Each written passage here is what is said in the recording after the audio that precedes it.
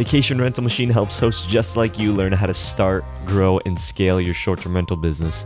This show is all about creating systems that help you automate your business, giving you more time and money freedom. If you're ready to start living the vacation rental life, then subscribe to this podcast today. Come and join us on our Facebook group, The Host Nation, where we'll be talking about starting, automating, and scaling a short-term rental business. Now, on to the show. Hey, welcome back, Host Nation, to another episode of Vacation Rental Machine. In today's episode, we're going to be talking more about brand identity, and we're really kind of hitting on this because it really is kind of the foundation of your vacation rental machine. So, John, do you mind taking this episode and kind of rolling with it? I think this is probably going to be one of the best episodes that we're going to do because this is where we identify your brand and why you are actually going to get into this and what sets you apart from everybody else. Why is this important? It's important because this sets the tone for how much money you're going to spend. This sets the tone for your furnishings. This sets the tone for the customers that you're going to attract. So this is very, very important. And as we know, there are many hotel chains. They range from Motel 6 all the way up to the Four Seasons. And each one has their own different, unique brand and customer that they attract. Are you going to be one of those copycats that just pick something that somebody else did and just duplicate it? Or are you going to set yourself apart and create your own niche? This is where we do this at, in our brand identity. So, John, when we recently had a meetup in the DC area, and we had someone that came up to us and they were saying, like, I want to get into the space, and automatically they just think, I want to do luxury vacation rentals. Why? Is there really like a best niche? Because when I think luxury, I'm thinking money. I'm thinking probably someone that's willing to put up a few more bucks compared to if I'm just thinking more like a budget place. I feel like I'm probably going to be dealing with maybe like cheaper guests, or maybe it's going to be more mismatched. Maybe I'm just renting at my own home and I don't really have like a brand niche. I just have like a specific room. So is there really kind of like a big difference between just like something that's kind of mismatched versus something that is maybe like luxury? Oh yeah, there's a huge difference. I mean, again, it's who you attract. I personally like W hotels, Renaissance, stuff along those lines. I can care less about a Ritz-Carlton or a Four Seasons. They're not styled to my taste. They don't have the excitement when I kind of come in that kind of draws me to it. At the same time, my personal taste also doesn't have me going to a Motel 6. But if you look at those parking lots, they're still very full. So there are people that go out and stay at those places. I mean, if you're doing like a Motel 6 for families, I mean, that could be really big, especially like in a place like Florida or some place where, there's a big attraction and people are spending a lot of money. Maybe they can save costs by staying at your place.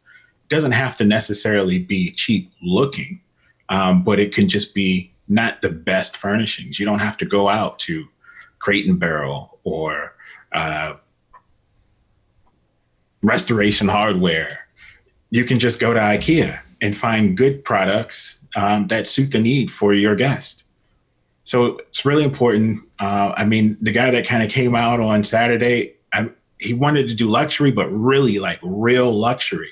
That means you got to have real dollars to put behind it. If that's the way that you want to go, you also got to consider what sets a real luxury brand apart. It really is the services and stuff that they offer. So if you can just do a nice apartment and maybe don't have a bunch of services, each hotel room that you go to is technically about the same square footage. So it's not too different. It's just what surrounds the hotel room, whether it's nice hotels, a golf course, or, you have a butler, or, you could just ask for anything. If you can offer those services, then yes, you can go super high end luxury, but you really can't do that if you just don't have the services to back up the aesthetic that you're going for and the price point that you would expect because of what you put in it.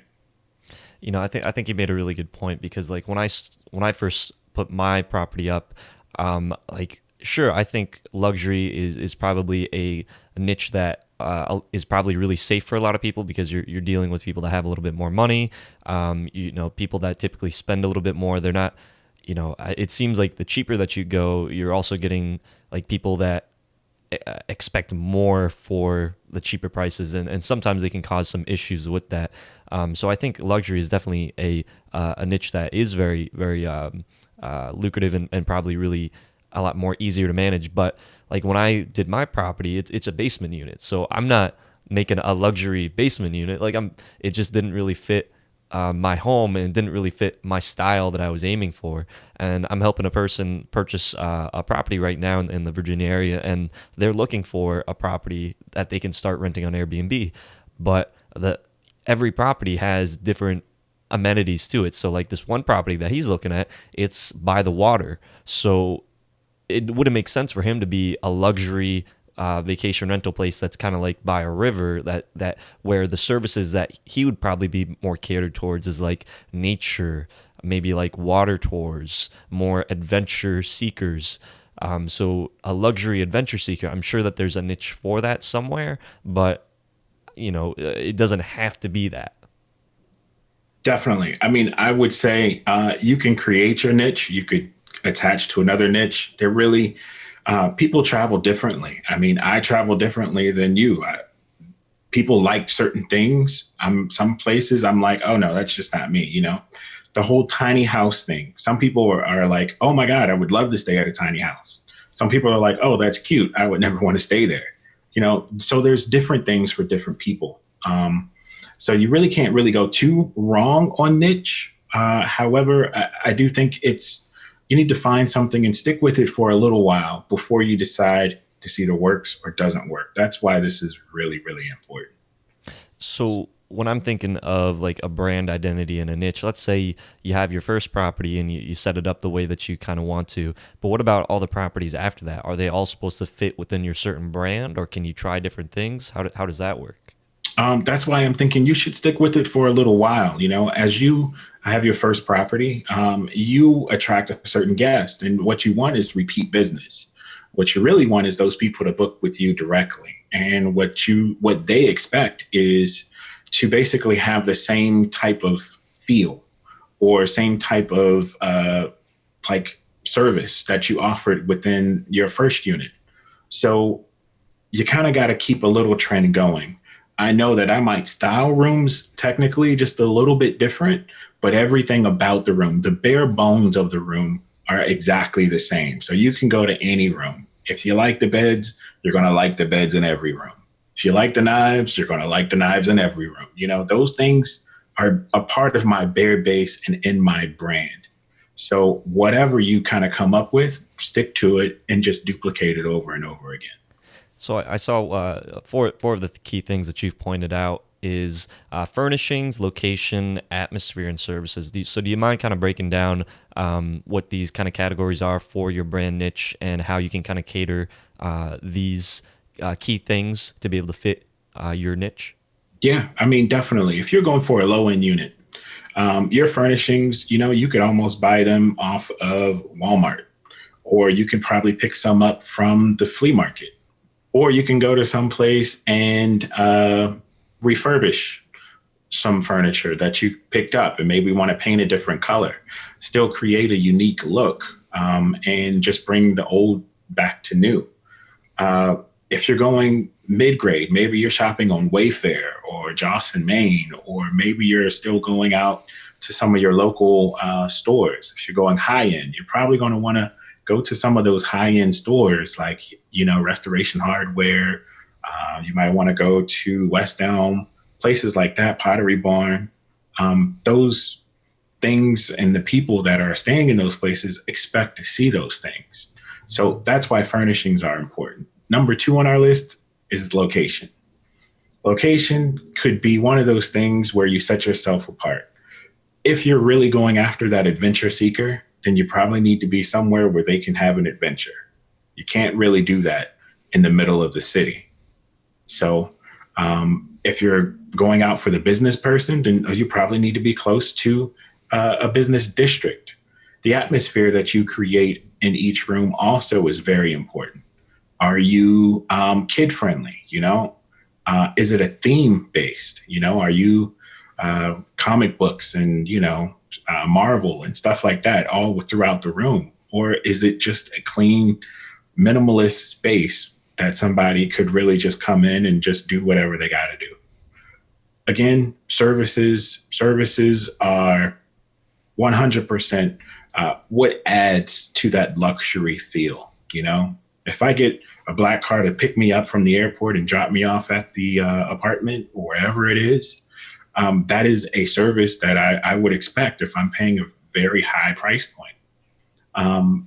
If I'm looking for a welcome gift that has, a certain dollar amount value to it, that would be something that is a service in a high end location, where in some of the lower end locations, you might just have a candy bar and it might be fine, candy bar and popcorn and some soda.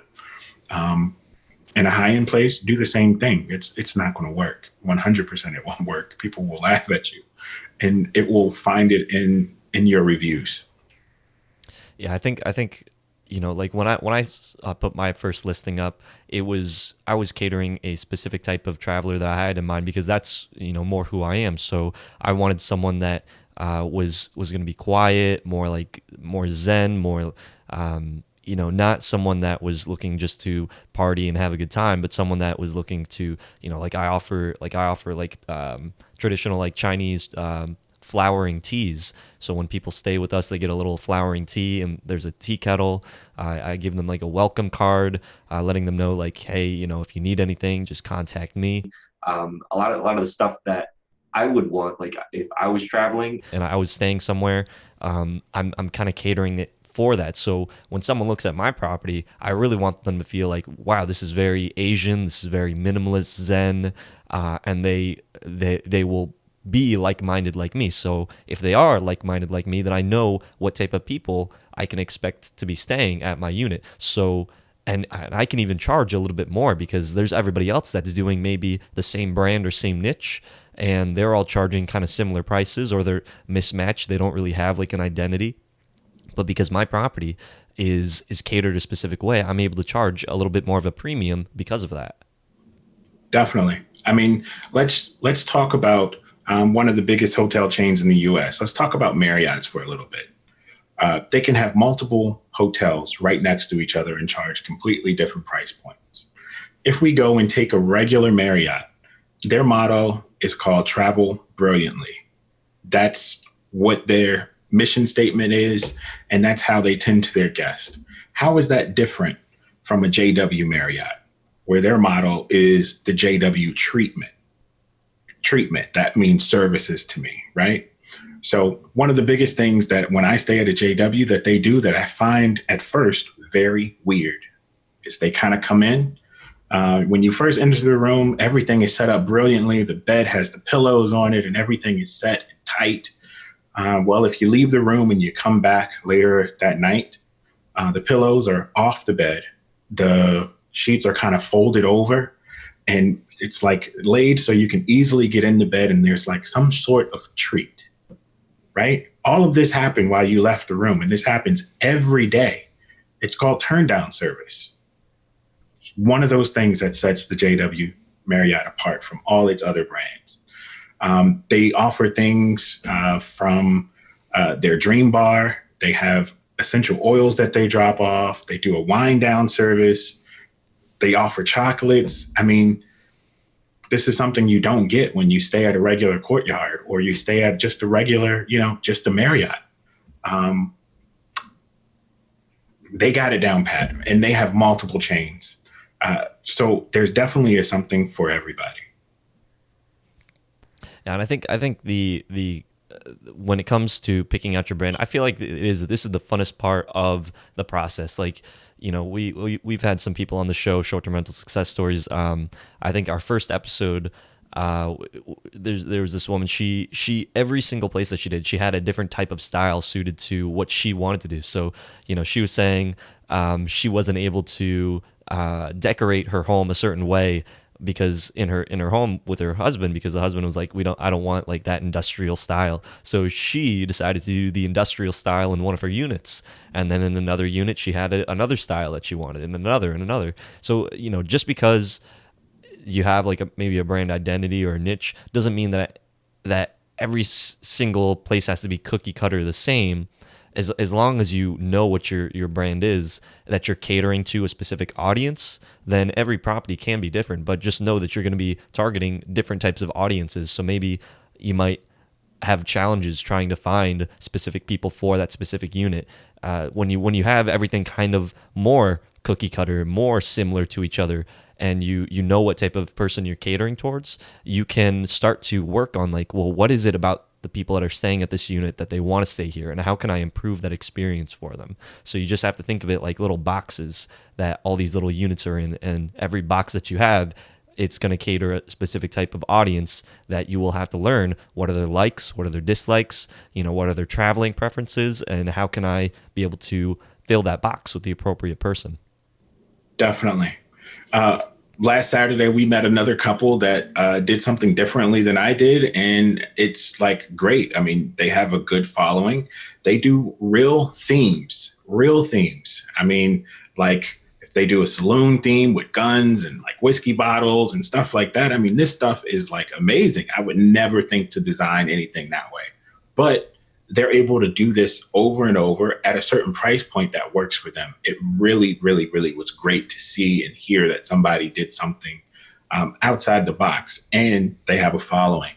So brand identity, it is a very important part of your vacation rental machine, just being able to have something that is easily repeatable. And that's why this having a brand, having an identity, it is a system. It's a system because you're going to know what type of people are going to be catered towards your types of units. And if you can create the system where it's like what to expect, how to fill that box, then you can easily repeat that, and it really can become something that is repeatable. And that's how John's been able to scale up his units at a rapid pace, because he knows the type of audience that he's catering towards, and he's able to repeat that process for every unit. And every unit is going to be a little bit different, different colors, different, maybe a little bit of different decoration, but he knows that his is more the luxury market, so he's catering his audience towards that. So what are your thoughts on brand identity? Leave it in the comment section down below what type of brand you would like to cater towards. And talk to your host in the next episode. Keep on hosting. Hope you hosts found value in this episode. If you did, please go on over to iTunes and leave us a review, as that would greatly support the show. If you'd like to connect with John, the community, and I, then go on over to our Facebook group, The Host Nation. Talk to your host in the next episode. Keep on hosting.